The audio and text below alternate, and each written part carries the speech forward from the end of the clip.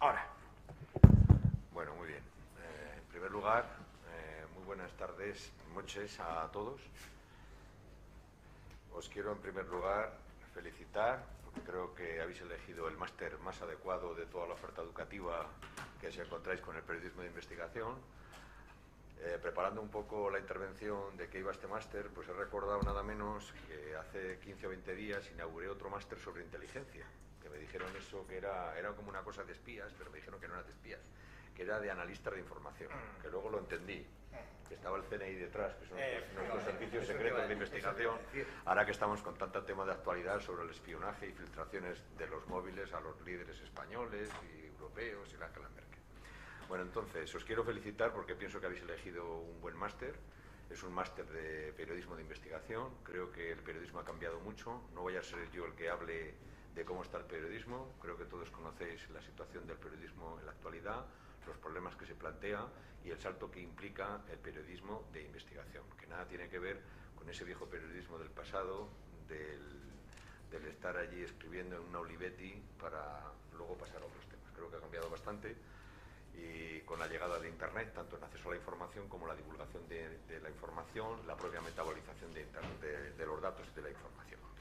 Bueno, también sé que este máster está en buenas manos. Soy compañero de Antonio Rubio, no al revés, de la misma facultad, que es de la comunicación, y sé que está en buenas manos. El propio Antonio Rubio representa, como no puede ser de otra manera, un periodista de investigación. Él es nada menos el que destapó el caso Roldán, que en su día en España fue un revulsivo. Ya sé que algunos sois muy jóvenes y no os acordéis de eso, pero la verdad es que el caso de Roldán tumbó al gobierno más tarde, pero lo tenía que haber tumbado al principio, porque desató todo, nada menos que lo que fueron 6 dimisiones de 6 ministros. Corrígeme, Antonio, si estoy en ese error. Bueno, por eso os quiero felicitar. Y como no puede ser de otra manera, la Rey Juan Carlos está muy orgullosa de tener un máster de estas características, que a pesar de ser su segunda edición, pues lo tenemos muy bien enmarcado en lo que sería el producto con relación a otras universidades públicas, y por lo tanto, desde el punto de vista mío, tengo que reconocer que este máster es uno de los más apreciados que tenemos en nuestra universidad. Bueno, y como aquí hay mucha gente que sabe mucho, y yo tampoco quiero contaros, ya tendremos ocasión de hablar, pues yo solamente voy a limitarme a moderar la mesa. Entonces vamos a hablar, vamos a empezar primero de extremos hacia el centro y vamos a empezar de derecha a izquierda. Por lo tanto, a mi derecha tenemos a Jesús Arroyo González, que representa a CaixaBank, es un patrocinador. Quiero agradecerte públicamente aquí que estés y que estés apoyando este máster. Creo que es muy importante que haya pues gente del sector financiero apoyando un máster de estas características. Por lo tanto, dejaré unas palabras y iré presentando a cada uno de ellos. Así que tienes la palabra, por favor. Alejandra, Antonio, Marisa, para todos los compañeros de editorial y queridos todos. Yo, un momentito, unas breves palabras nada más.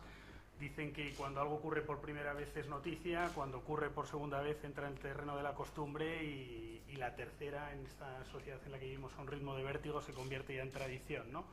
Hoy escenificamos lo que puede ser una costumbre y confío que el año que viene volvamos a estar aquí ya haciendo uso de esta tradición.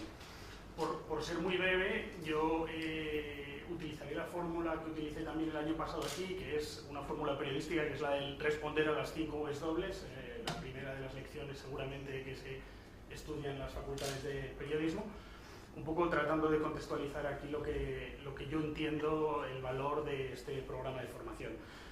En primer lugar está el quién es la Escuela de Comunicación de Unidad Editorial, que dirige Paz y que hace un momentito me comentaba que del año pasado a este ha incrementado el número de alumnos desde los 66 hasta los 100 y pico, lo cual en el momento en el que vivimos pues creo que da idea del vigor y de la calidad de la enseñanza que se desarrolla en la escuela. En segundo lugar, la Universidad Rey Juan Carlos, que ojeando un poco pude comprobar que es la universidad pública más joven de la Comunidad de Madrid y que tiene por lema non novas et nove, que según he leído del latín viene a querer decir no cosas nuevas sino de una manera nueva, lo cual me parece una fórmula muy gráfica de entender una metodología de la enseñanza que seguramente se traslade al programa de formación que emprendemos. Como patrocinadores está Google. La Universidad Rey Juan Carlos se fundó en el año 1996, decía que es de las más jóvenes, o la más joven universidad pública de Madrid. Google se fundó 2 años después, en 1998, y sin embargo es un icono de la sociedad de la información hoy en día y es seguramente la empresa deseada por cualquier persona para trabajar en ella. CaixaBank, por lo que me toca, CaixaBank es el banco minorista más importante de España. Tiene 14 millones de clientes y cerca de 6.300 oficinas, pero una de las mayores singularidades de CaixaBank es que se encuentra integrado dentro del Grupo La Caixa. El Grupo La Caixa tiene 3 grandes brazos. Por un lado, la entidad financiera, que es CaixaBank. Por otro lado, un grupo industrial con participadas importantes en sectores clave de la economía, como pueden ser las infraestructuras o los servicios, en empresas como, por ejemplo, Telefónica, Abertis, Gas Natural, Repsol, etcétera. Y la obra social. La obra social es una de nuestras mayores señas de identidad. Allá destinamos el 30% de los beneficios que se generan en el ejercicio de la actividad financiera. Estos son 500 millones de euros en el año 2013, una cifra que no ha bajado en los últimos 6 años, a pesar de que sí que han bajado los beneficios de la entidad financiera en esta época como consecuencia de la situación económica que vivimos y que todos conocéis, y que ahora mismo está centrada sobre todo en atender las necesidades sociales más acuciantes. Tenemos nuestros 4 programas más importantes en estos momentos son la superación de la pobreza infantil, al que hemos dedicado cerca de 220 millones de euros desde el año 2007, el fomento del empleo entre colectivos con dificultades. Sabéis que la exclusión, en relación al programa que os decía, la pobreza infantil es una de las principales preocupaciones, el desempleo es la segunda. El tercero de nuestros grandes programas es el envejecimiento activo y la participación de las personas mayores en la sociedad. Y el cuarto, un programa muy novedoso que hemos puesto en marcha hace poco, que es la atención a las personas con enfermedades terminales. Aparte, todos conocéis nuestros centros CaixaForum, nuestros museos de la ciencia, nuestro compromiso con la educación, que desde hace aproximadamente 30 años viene simbolizado en las becas de posgrado, de que fueron las primeras becas concedidas en España por una entidad privada para estudiar o ampliar estudios en las mejores universidades españolas y del extranjero, etcétera, etcétera. Los siguientes profesores, los siguientes grandes protagonistas de este máster, el quién, serían Antonio Rubio como director y el resto de profesores, y por último, sin ninguna duda, vosotros, que sois quienes hacéis posible el programa de formación. Del quién pasaríamos al qué. El qué está claro, un máster en periodismo de investigación, datos y visualización. Creo que es un programa puntero que se orienta hacia una de las tendencias más claras del periodismo actual y que abre camino en torno a un nicho de colocación dentro de una profesión que, como sabéis, está acuciada por una cierta crisis de modelo de negocio, y creo que es importante saber abrir camino allí donde puedan estar los nichos de especialización, nunca mejor dicho. El don de la sede de unidad editorial, aquí El Mundo, que sabéis que como El Mundo, Marca, Recoletos, etcétera, pero bueno, ejemplificado en El Mundo, que sabéis que es uno de los diarios más significados por el periodismo de investigación en este momento. El Cuándo, pues desde hoy hasta el mes de mayo, de lunes a jueves, 5 horas por las tardes, pero seguramente siempre, porque quien es periodista por vocación llevará el afán por trabajar en el mundo del periodismo y de la investigación durante lo que le dure la trayectoria profesional. El por qué lo apoyamos nosotros en este caso es por nuestro compromiso con el periodismo, con la comunicación y por el compromiso con la verdad, que pensamos que es el último objetivo del periodismo de investigación, y el cómo, pues de la mano de los mejores expertos y profesionales. Y ahí es donde entra en juego Alejandra Chani como primera ponente, que realmente es un ponente magistral. Sabéis que es premio Pulitzer en el año 2013 por sus investigaciones junto con David Barstow, que fueron publicadas en el New York Times, las que denunciaba cómo en México entre el año 2002 y el año 2004 se produjo una trama de sobornos a responsables públicos que derivó en concesiones de construcción ilegales en favor de la gran compañía multinacional Walmart, bueno, desencadenando lo que fue allí un ejemplo de periodismo de investigación. Así que sin más, desearos que por favor aprovechéis la oportunidad. Creo que tenéis mucha suerte. Coincido con el vicerrector que tenéis una oportunidad magnífica delante de vosotros y que espero de verdad que sepáis aprovechar. Muchas gracias. Muy bien, muchas gracias. Bueno, a continuación tiene la palabra Marisa Toro. Marisa Toro es directora de comunicación de Google en el sur de Europa. Parece una contradicción que Google haya sido la aplicación asesina que esté matando a los medios convencionales del siglo XX, pero está en un nuevo máster que ofrece otro tipo de periodismo en el siglo XXI. Parece una contradicción sido una compañía muy innovadora, evidentemente pone a disposición a todo el mundo toda la información sobre el gran algoritmo que domina la información, y en ese sentido, pues como el máster es propio y específico de investigación y datos y visualización, no puede ser de otra manera que tener a la empresa, la primera empresa, el primer buscador de todo el mundo, dando noticias como información. Bienvenida y darte las gracias por venir aquí, tienes la palabra. Muchas gracias, José María. Un saludo a todos mis compañeros de mesa y muy buenas tardes a todos. Bueno, las palabras del vicerrector hay alguna cosa que podríamos matizar, pero bueno, teniendo en cuenta que Google no es una aplicación. Dicho esto, bueno, lo primero de todo, yo quería más, sobre todo, felicitar y dar mi más sincera enhorabuena y mi más sincero respeto a todos los que este año habéis elegido este máster, porque sin duda, al igual que vuestros compañeros del año pasado, el periodismo de investigación va a marcar claramente un antes y un después en todo lo que es el avance social y en la ayuda a la democratización de las sociedades, ¿no?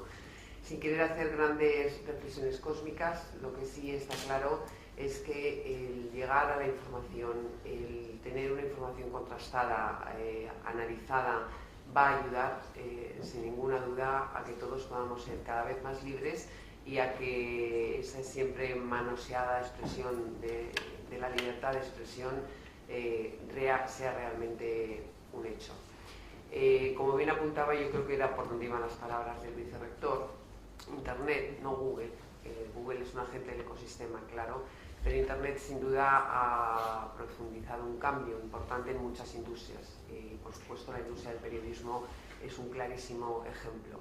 Un clarísimo ejemplo que lo que puede aprovecharse de Internet es un cambio importante de modelo de negocio, un saber utilizar la tecnología para que desaparezcan las barreras, y es aquí donde el periodismo de investigación sin duda va a ayudar y va a ser el gran protagonista, y esto con Antonio yo creo que lo hemos discutido mucho, va a ayudar a que realmente se produzca ese cambio de modelo de negocio y a que los ciudadanos sepamos valorar dónde está la información y dónde está el momento de actualidad general.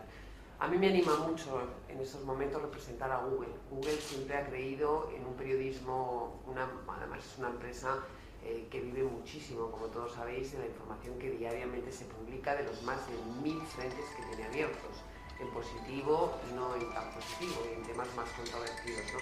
A mí en estos momentos me anima mucho representar una compañía como Google, que creyó desde la primera edición en este máster en apoyar y en colaborar, más que como patrocinador, como real colaborador de que esto pueda ser posible, que pueda ser posible en un país como España, que pueda ser posible en un grupo editorial como Unión Editorial, con liderazgo en España y con liderazgo en América Latina también, y que sin duda esto ayude a que el periodismo tenga la calidad que la sociedad actual demanda y además ayude, como he comentado al principio, a que cada vez podamos ser más libres y las sociedades realmente más democráticas. Por lo tanto, vuelvo a felicitaros, espero que disfrutéis muchísimo del máster y de sus maravillosos contenidos, que sepáis que yo creo que estáis marcando un punto de inflexión importante en la historia de la información, adquiriendo estos conocimientos y aplicándolos posteriormente, y espero que os sea de gran utilidad, porque si es de vuestra utilidad, la será de todos nosotros. Gracias.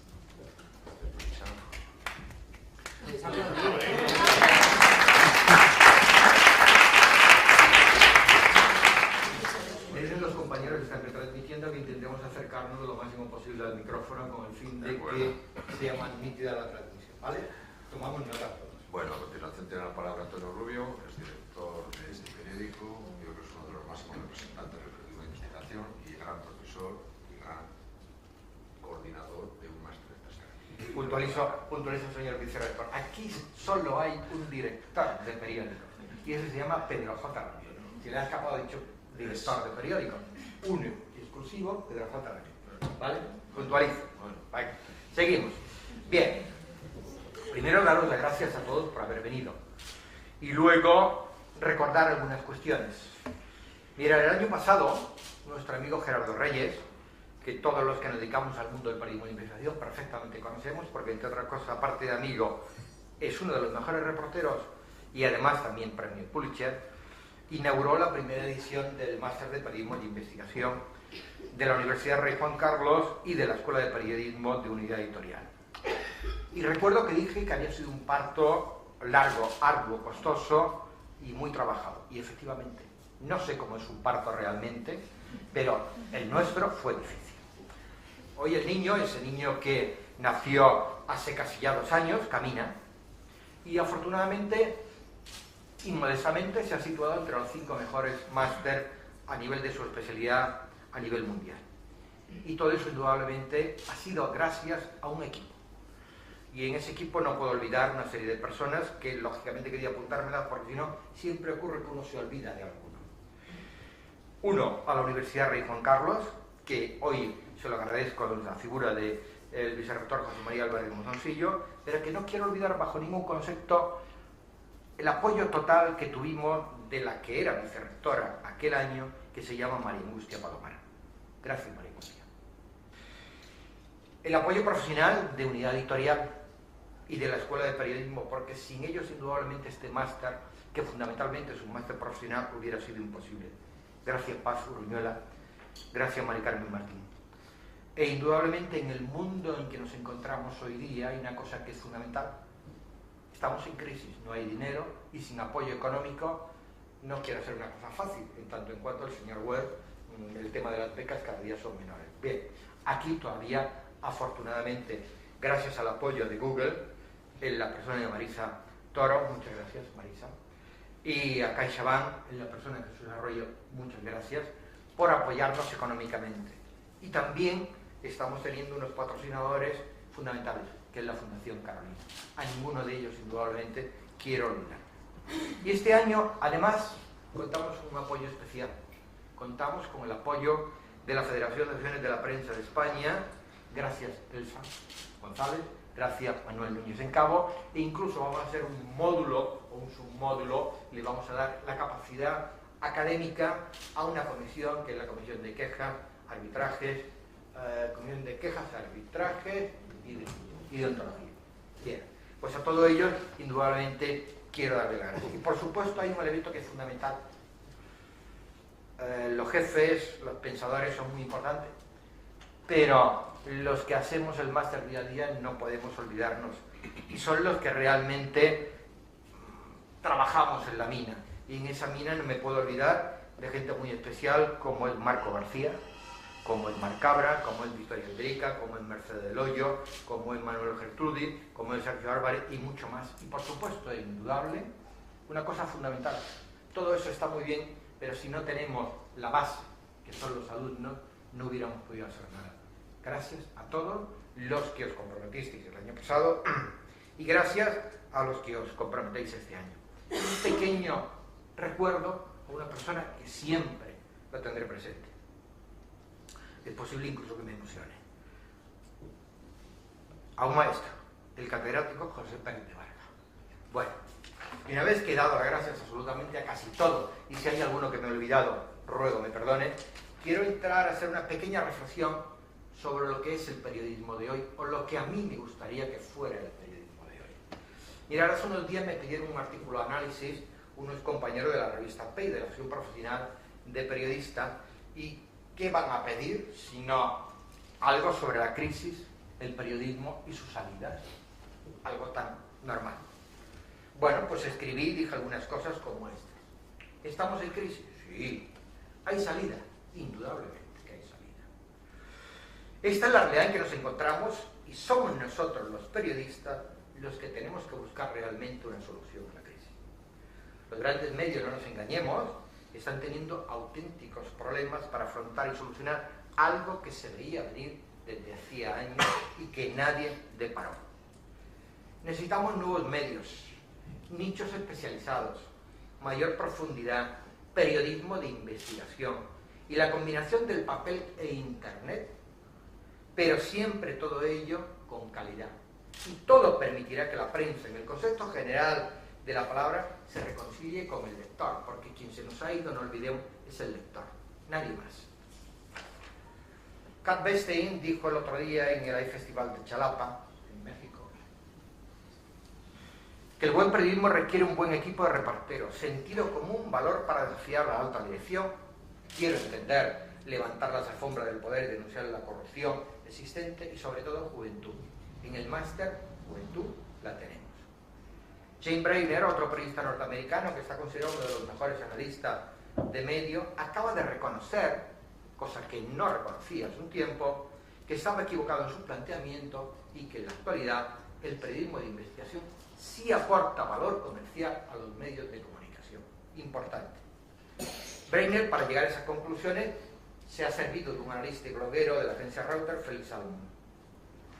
Salmon mantiene que si bien el periodismo de investigación no produce el mismo tráfico web que otros temas populares, sí obtiene beneficios importantes con su publicación.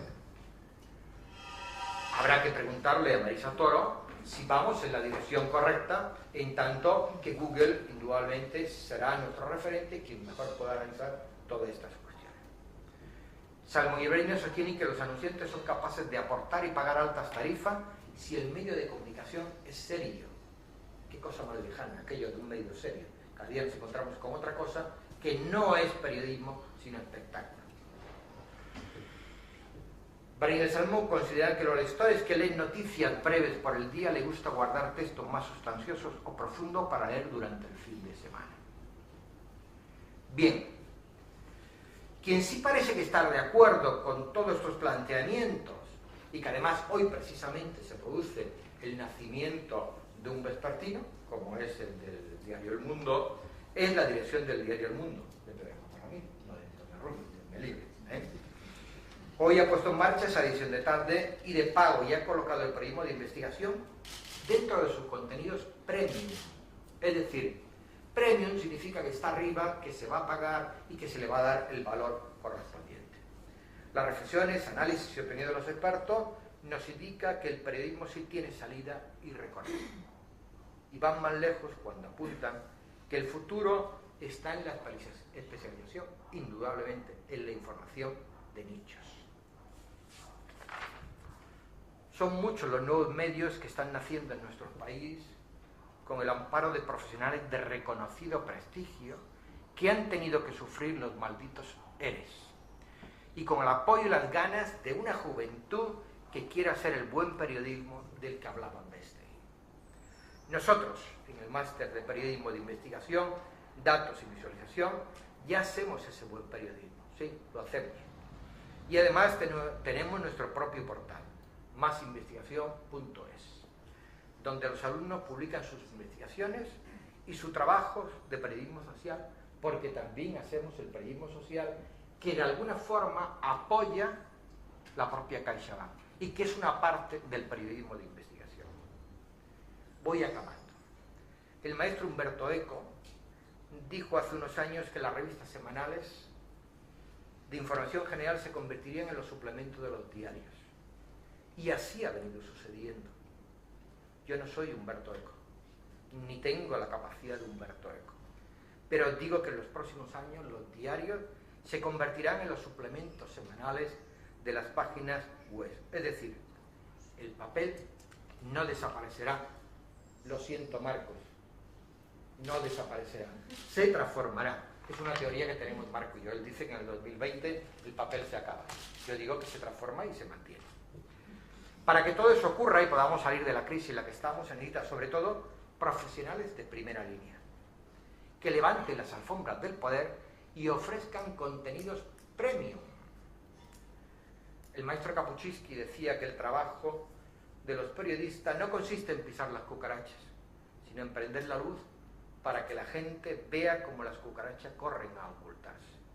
Es decir, necesitamos periodistas de primera línea que denuncien la corrupción general en la que desgraciadamente estamos viviendo. Alejandra Chani, Premio Pulitzer 2013 de investigación, es un vivo ejemplo de esos periodistas que necesitamos para salir de la crisis, en la que estamos inmersos, y Chani es un espejo donde pueden y deben mirarse los futuros periodistas de investigación. Y antes de que intervenga Alejandra, quiero recuperar y recordar una pequeña cuestión Porque el problema de este país es que no tiene memoria y no sabe tirar de la hemeroteca. Mirad, el diario El Mundo, el 12 de julio de 1995, publicaba en portada: el CSIC, el antiguo servicio de inteligencia, lleva más de 10 años espiando y grabando a políticos, empresarios, periodistas e incluso al propio rey. Aquellos agentes del CSIC, el actual CNI, que nos ayudaron a descubrir y denunciar las escuchas ilegales, fueron tratados por algunos como traidores. Hoy, esos mismos medios que trataron de traidores a aquellos agentes del CNI, tratan como héroes a un exagente de la NSA y de la CIA. No pongo calificativos, no sé poner, sé informar, nada más. Pero sí puedo decir que parece que hay héroes y villanos en un mismo tema. Alejandra, gracias por estar con nosotros y gracias por ser uno de nuestros referentes.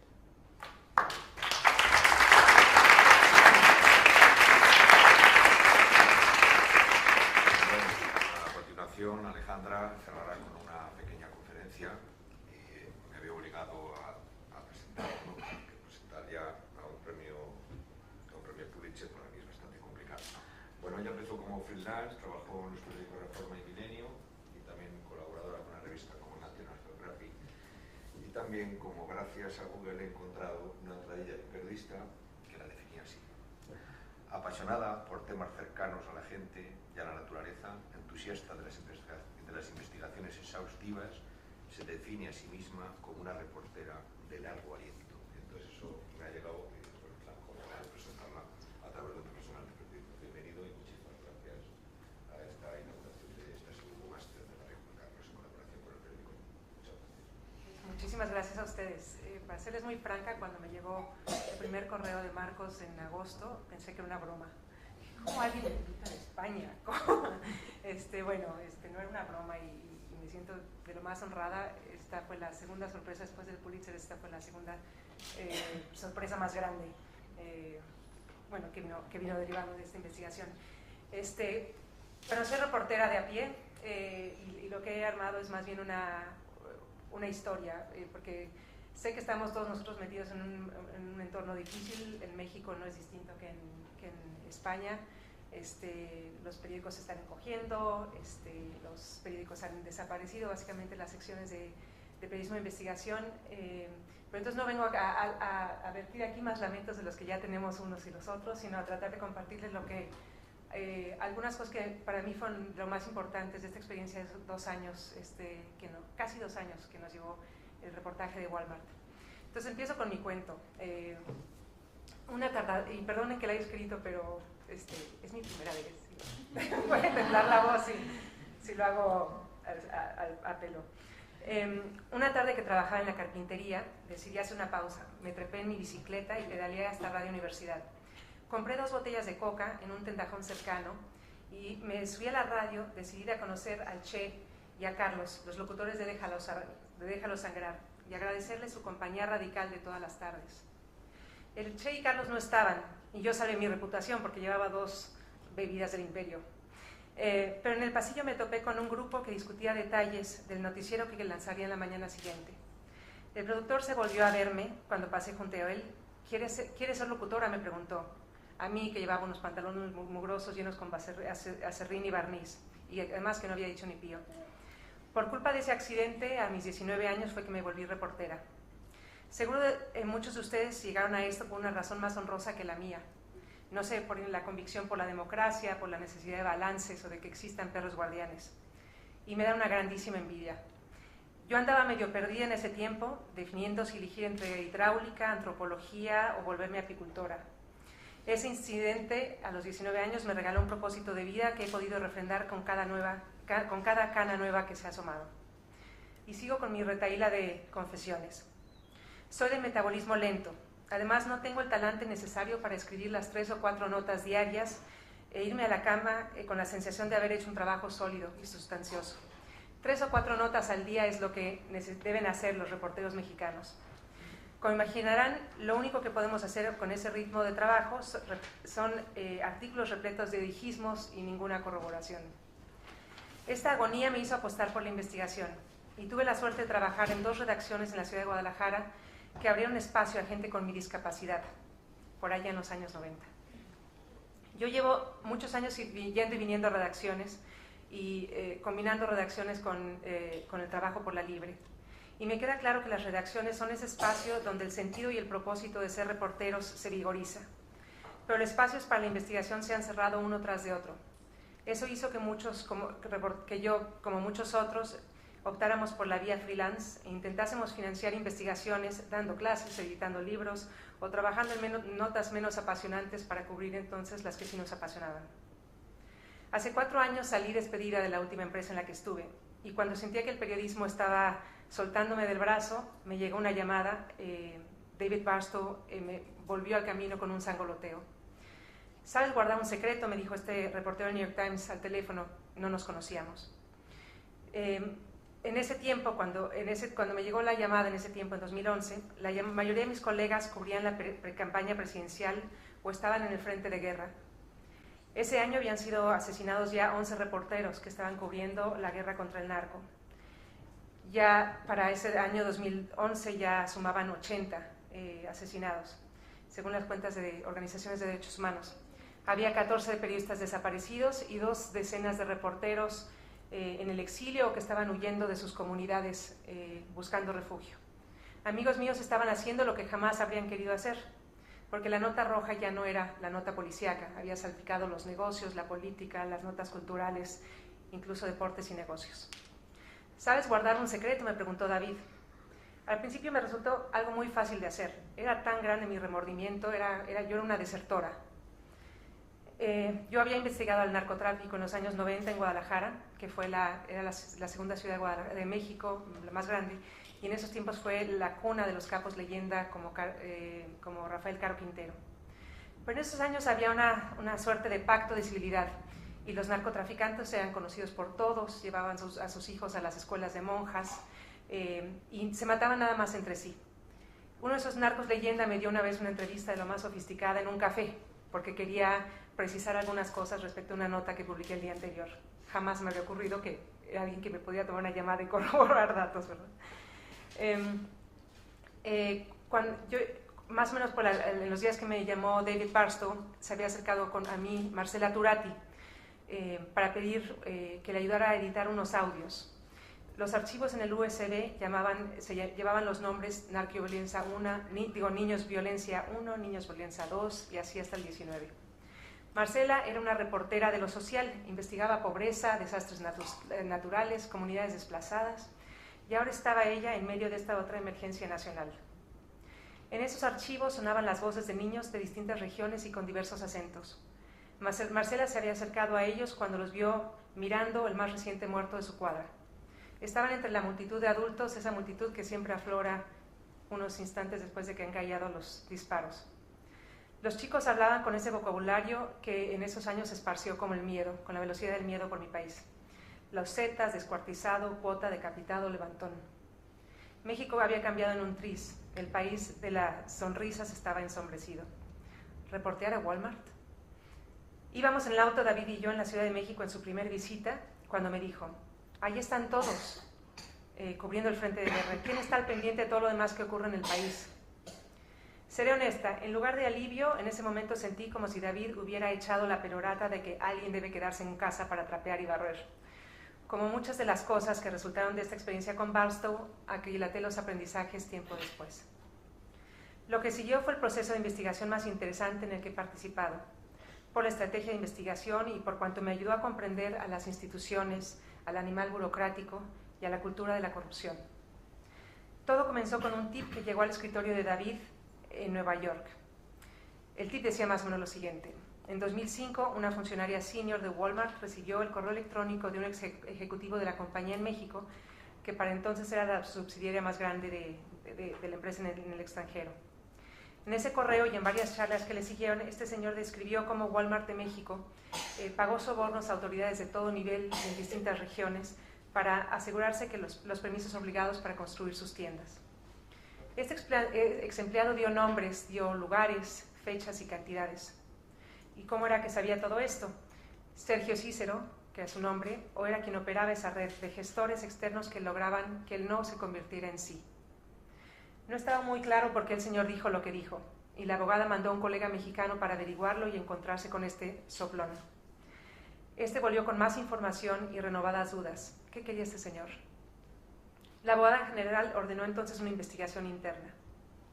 Con esta pista, David Barstow pasó los siguientes meses indagando si este hombre existía, si dijo lo que dijo, con lo que estos registros indicaban, y el curso que tomaron las pesquisas al interior de la compañía transnacional. En Estados Unidos las empresas tienen, hay una regla un poco exótica para quienes vivimos en América Latina, y es que las empresas deben autodenunciarse cuando sospechan siquiera que una filial suya ha cometido algún acto de corrupción.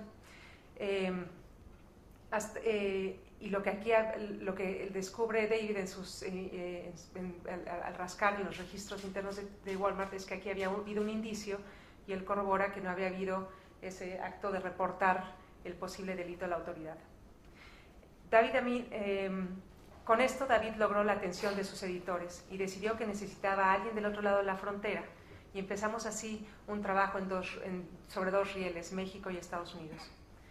David se puso a documentar el proceso, digamos, buscó responder a las preguntas acerca de qué detonó al interior de la compañía este aviso por parte de Sergio Cícero.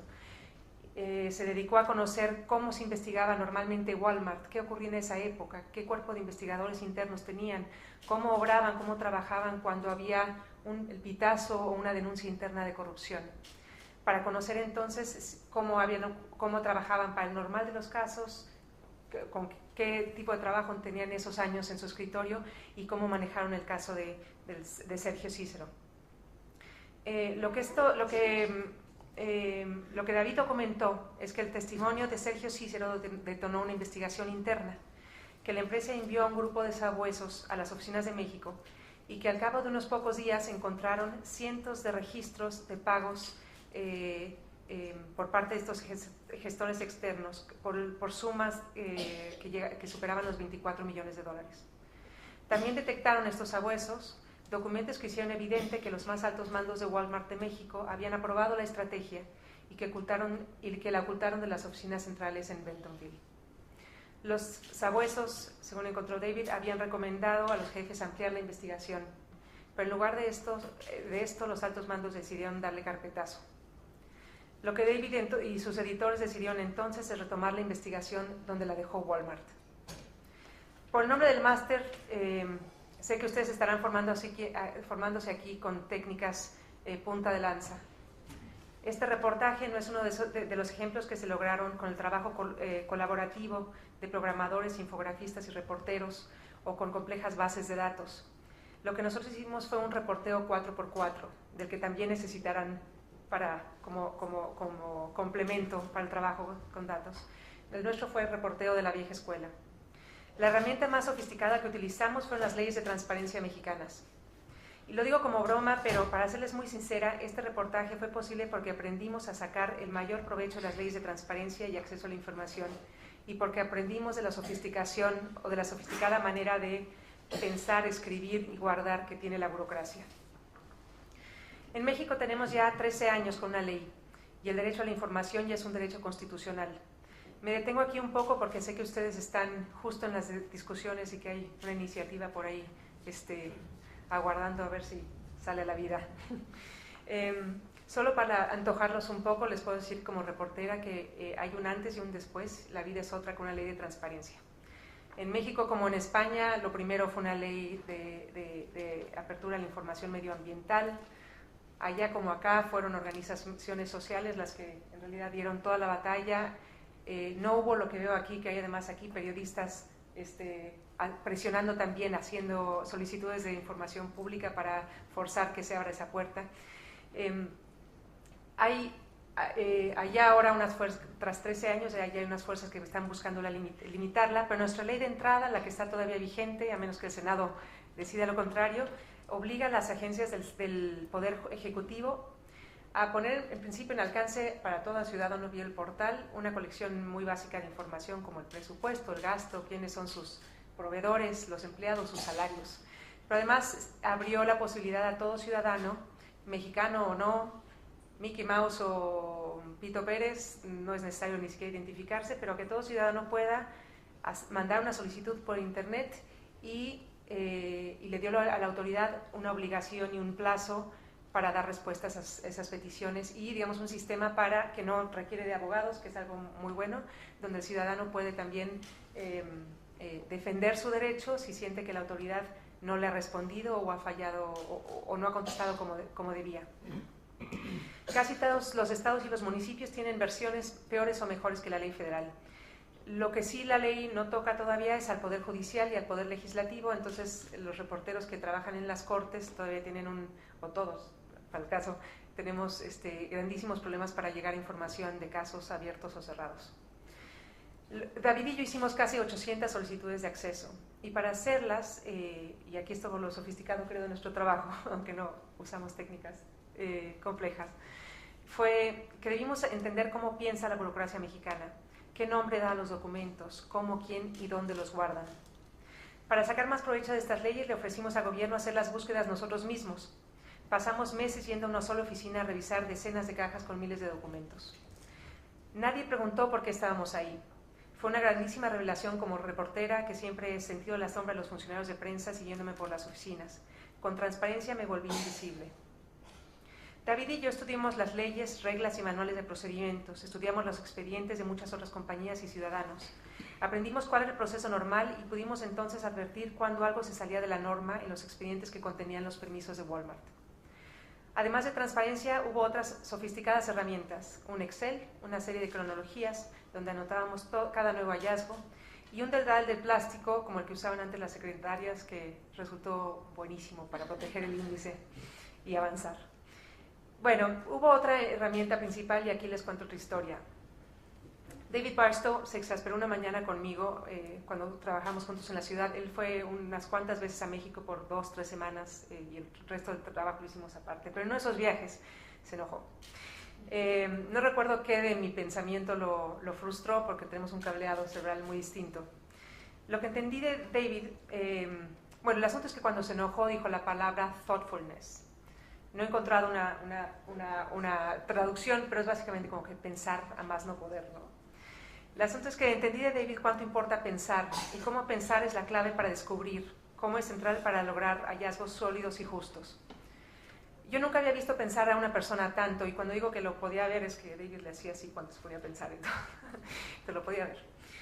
Pero pensar en el foco y la pregunta central, pensar en las diversas maneras de investigar, pensar en las fuentes y en sus motivaciones, pensar en lo que cada hallazgo nuevo trae, claridades y las nuevas dudas, pensar mucho en aquello que contradice nuestra tesis y que la debilita.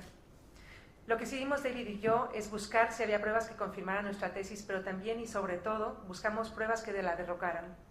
Un ejemplo, si Cícero dijo que habían pagado un soborno para conseguir que alguien cambiara en lo oscurito el uso de suelo de un terreno, nosotros hurgamos en todos los cajones donde podía constar todo lo contrario, que Walmart siguió el camino legal y que pidió un cambio de uso de suelo por las vías formales, aunque eso nos llevara un año.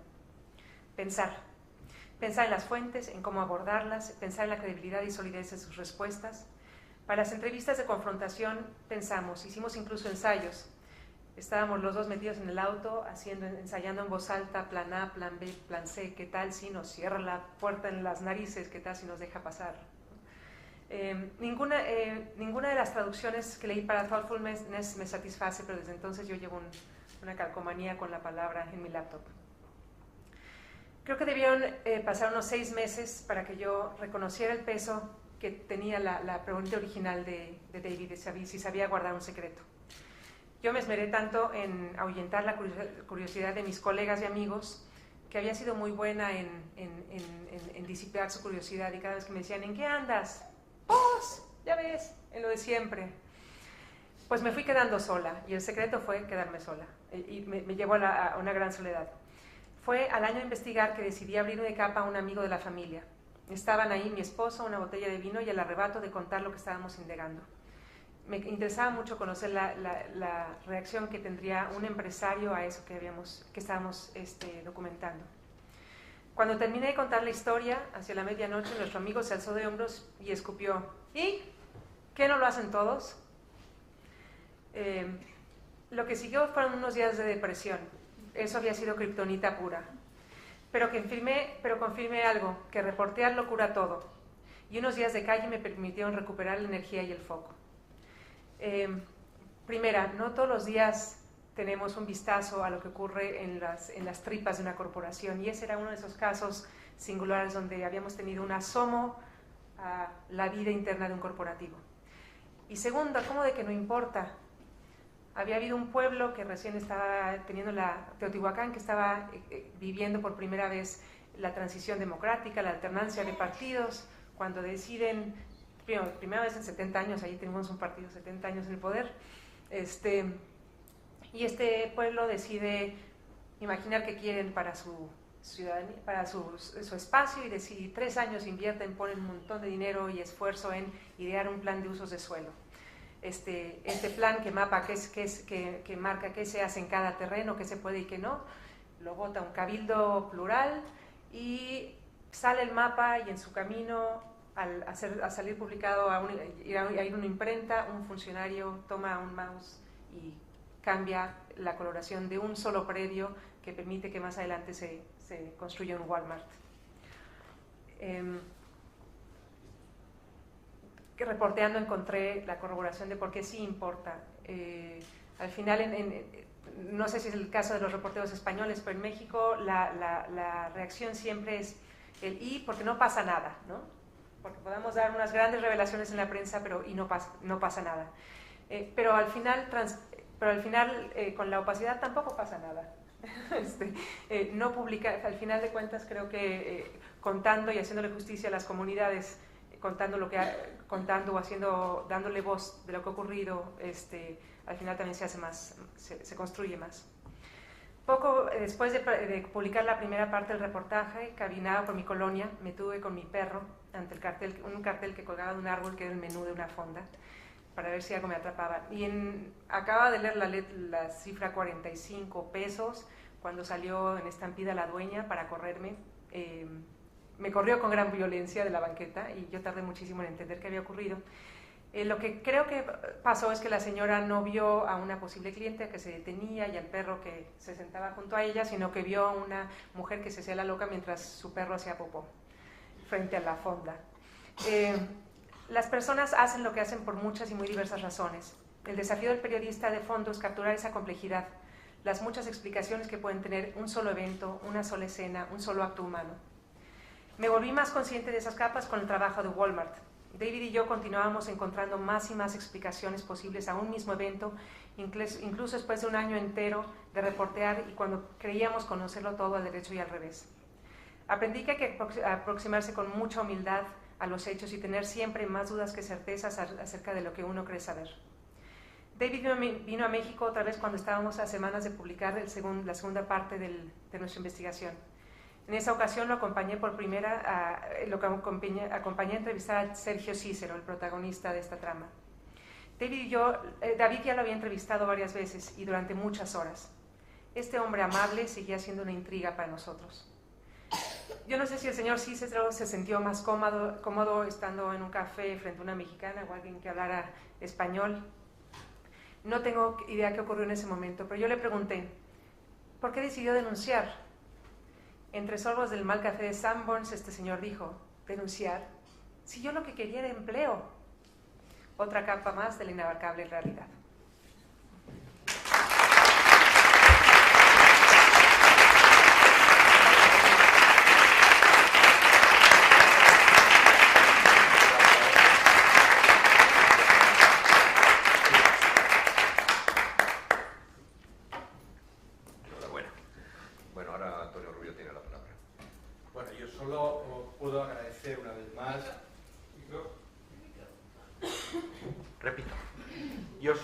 Una vez más el que Chani haya tenido el gusto de aceptar nuestra invitación y haber escuchado una auténtica clase de periodismo profundo, de periodismo de verdad, de ese que desgraciadamente cada día hacemos menos, pero que os aseguro que vamos a recuperar. Y vamos a recuperar una cosa que es fundamental. A aquellos alumnos que estuvieron con nosotros en la edición pasada, y que indudablemente superaron aquellos topes o límites que habíamos puesto. Fueron 14, 10 de ellos se encuentran fuera, fundamentalmente en Sudamérica, y otros se encuentran en este momento trabajando, motivo por el cual no han podido venir, pero al resto sí está aquí. Y con el permiso del señor vicerrector, quiero que sea Alejandra la que entregue estos certificados de su buen trabajo, superación en el máster y en la primera edición. La número 1 del máster ha sido Paula Guisado. Si es tan amable.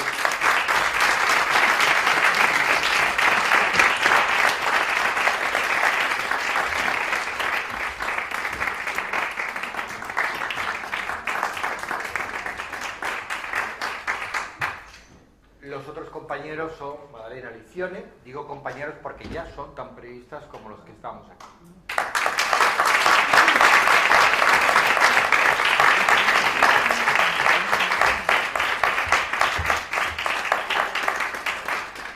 Jesús Escudero.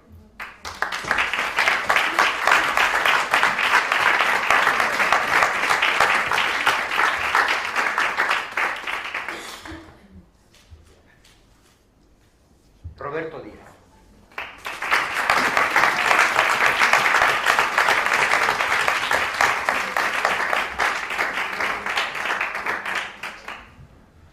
Bueno, nada, por terminar, pues nada, reiterar otra vez el agradecimiento a todos los que estéis presentes en este máster, felicitaros a todos vosotros, pues recordaros y daros la bienvenida aquí en la universidad. Habéis elegido, como decía Hemingway, la mejor profesión y la más bonita del mundo. Bien, es verdad que añadió aquello de si lo sabes dejar a tiempo. Él lo dejó a tiempo y terminó muy mal, pero bueno, tenéis un largo futuro y yo tengo la confianza de que las manos en las que estáis vais a acabar terminando bien, con mucho trabajo y mucho esfuerzo, como la propia periodista de largo aliento nos ha contado ahora brevemente. Muchas gracias a todos y la bienvenida a todos. Gracias.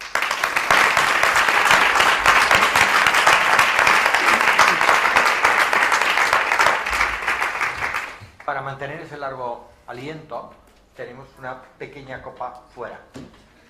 ¿Vale?